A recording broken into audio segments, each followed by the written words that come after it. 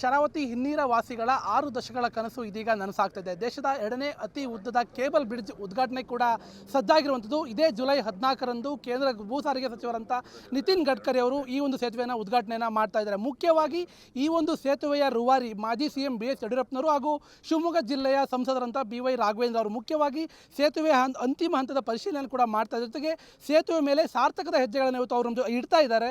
ಅವ್ರನ್ನ ನೇರವಾಗಿ ಮಾತನಾಡ್ತೇನೆ. ಸರ್, ಸೇತುವೆ ಮೇಲೆ ಸಾರ್ಥಕದ ಹೆಜ್ಜೆಗಳನ್ನು ಇಡ್ತಾ ಇದ್ದಾರೆ, ಯಾಕಂದರೆ 6 ದಶಕಗಳಿಂದ ಆಗದೇ ಇರೋದು ಇವತ್ತು ಶಿವಮೊಗ್ಗದಲ್ಲಿ ಆಗಿದೆ. ಸರ್, ಏನು ಹೇಳ್ತೀರಾ?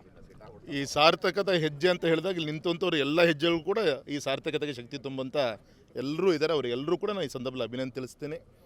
ವಿಶೇಷವಾಗಿ ಒಂದು ಐತಿಹಾಸಿಕವಾದಂಥ ಒಂದು ಕ್ಷಣ ಆಗದೇ ಇಲ್ಲ ಅನ್ನೋವಂಥ ಒಂದು ಚರ್ಚೆ, ಅನೇಕ ಗಾದೆ ಮಾತುಗಳನ್ನು ನಾವು ಕೇಳಿದ್ದೀವಿ ಅಂತ. ಅದೆಲ್ಲದೂ ಕೂಡ ಮೀರಿ ಇವತ್ತು ಕಾರ್ಯರೂಪಕ್ಕೆ ಇವತ್ತೇನು ಬರ್ತಾ ಇದೆ ಅಂದರೆ ಅದರ ಹಿಂದಿನ ದೈತ್ಯ ಶಕ್ತಿ ಸನ್ಮಾನಿಸಿದ ನರೇಂದ್ರ ಮೋದಿಜಿಯವರು, ಸನ್ಮಾನಿಸಿದ ನಿತಿನ್ ಗಡ್ಕರಿಜಿಯವರು, ಸನ್ಮಾನಿಸಿದ ಯಡಿಯೂರಪ್ಪನವರ ಒಂದು ಇಚ್ಛಾಶಕ್ತಿ ಇವತ್ತು ಈ ಕಾರ್ಯರೂಪಕ್ಕೆ ಬಂದಿದೆ. ಅವರೆಲ್ಲರ ಪಾದಗಳು ಕೂಡ ನಮ್ಮೆಲ್ಲ ಈ ಭಾಗದ ಸಂತಸ ಪರವಾಗಿ ನಾನು ನಮಸ್ಕಾರವನ್ನು ಕೂಡ ನಾನು ಈ ಸಂದರ್ಭ ತಿಳಿಸ್ತೀನಿ. ನನ್ನ ಯೋಗ, ಅವ್ರ ಶ್ರಮ, ಇವತ್ತು ನಾನು ಒಬ್ಬ ಸಂಸತ್ ಸದಸ್ಯನಾಗಿ ಈ ಒಂದು ಘಟನೆ ಮಧ್ಯದಲ್ಲಿ ನಾನೊಬ್ಬ ಸಂಸತ್ ಸದಸ್ಯನಾಗಿದ್ದೀನಿ ಅನ್ನೋದೇ ಒಂದು ಹೆಮ್ಮೆ. ಆ ಶಕ್ತಿ ತುಂಬಿದಂಥ ನಮ್ಮ ಕ್ಷೇತ್ರದ ಜನ. ಹಾಗಾಗಿ ಈ ಸಂದರ್ಭದಲ್ಲಿ ಇಷ್ಟು ಮಾತ್ರ ಹೇಳ್ತೀನಿ. ನಮ್ಮ ಈ ಒಂದು ಅಂಬರ್ಗೋಡ್ಲು ಕಳಸವಳ್ಳಿ ಸೇತುವೆ, ಅಂಬರ್ಗೋಡ್ಲು ಕಳಸವಳ್ಳಿ ಸೇತುವೆ ಏನಿದೆ, ಸುಮಾರು ಒಂದು 6 ದಶಕಗಳ ಒಂದು ತಪಸ್ಸಿದೆ. ಅನೇಕ ಜನ ಹೋರಾಟವನ್ನು ಮಾಡಿದೆ, ಆಗಬೇಕು.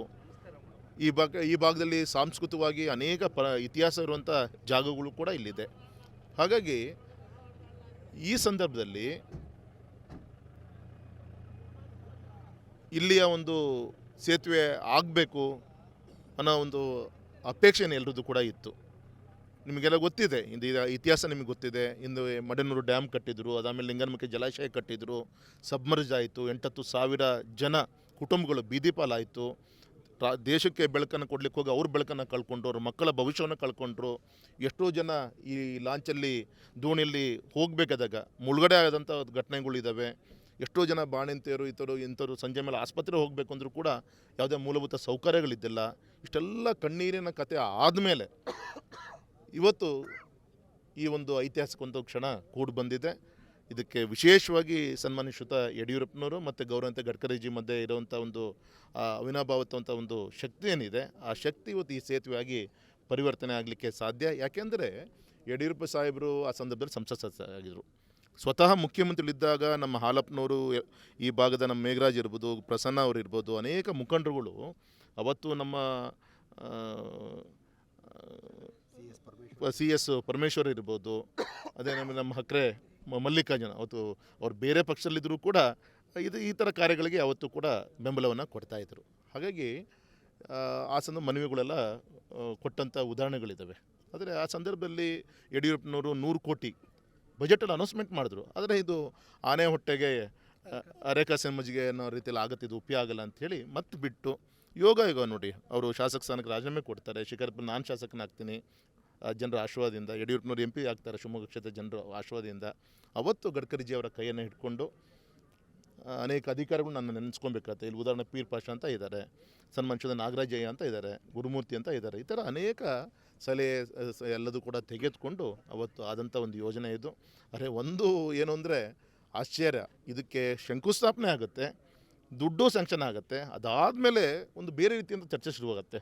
6-7 ಜನ ಓಡಾಡಲಿಂಥ ಜಾಗಕ್ಕೆ ಸೇತುವೆ ಯಾಕೆ ಅಂತ ಹೇಳಿ ಈ ದುಡ್ಡು ಬೇರೆ ಜಿಲ್ಲೆ ಡೈವರ್ಟ್ ಆಗಿಬಿಡುತ್ತೆ. ಆ ಸಂದರ್ಭದಲ್ಲಿ ನಿಮ್ಮ ರಾಘಣ್ಣ ಒಬ್ಬ ಉಪಚುನಾವಣೆಯಲ್ಲಿ MP ಆಗಿ ಗೆದ್ದಿರ್ತೀನಿ.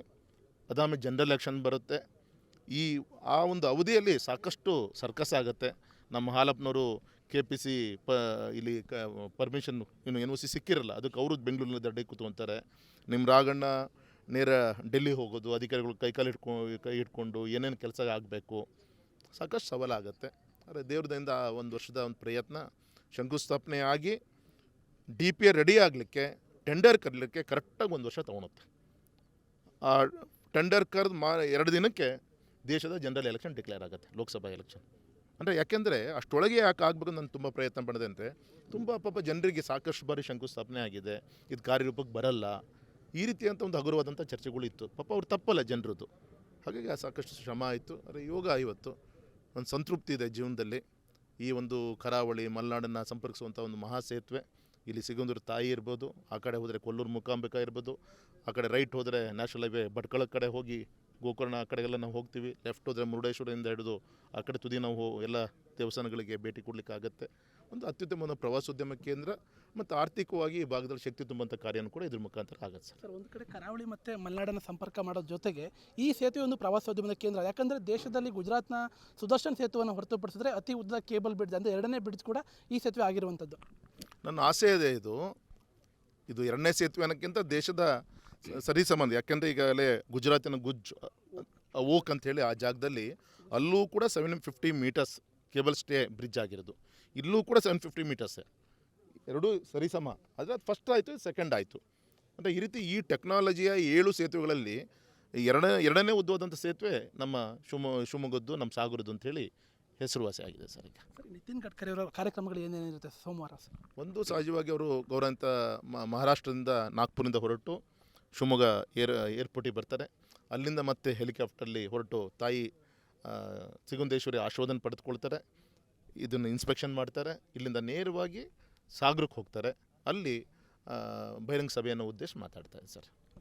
ಒಟ್ಟಾರೆಯಾಗಿ ಸರ್, ಈ ಸಾರ್ಥಕ ಕ್ಷಣದ ಬಗ್ಗೆ ನಿಮ್ಮ ಒಂದು ಮಾತು ಸರ್ ಕೊನೆಯದಾಗಿ. ಇದು ನನಸು ನಮಗೇನು ಗೊತ್ತಾಗ್ತಿಲ್ಲ. ಇದು ನಾವು ನಿಂತಿರೋಂಥ ಈ ಸೇತುವೆ ಇದು ನಿಜನಾ ಅಂತ ನಮ್ಗೆ ಅನಿಸ್ತಾ ಇದೆ. ನಮ್ಮ ತಾಯಿ ಬದುಕಿದ್ದಾಗ ಪ್ರತಿ ವರ್ಷವೂ ಕೂಡ ಇಲ್ಲಿ ದಸರಾ ಟೈಮಿಗೆ ಸಿಗುಂದೂರು ತಾಯಿ ಬಂದು ಹಣ್ಣು ಕೈ ಮಾಡಿಸ್ಕೊಂಡು ಇಲ್ಲೊಂದು ಕೊಲ್ಲೂರಿಗೆ ಹೋಗಿ ನಾವು ಅಲ್ಲಿ ಪೂಜೆ ಮಾಡ್ಕೊಂಡು ಬರೋಂಥ ಒಂದು ಪದ್ಧತಿ.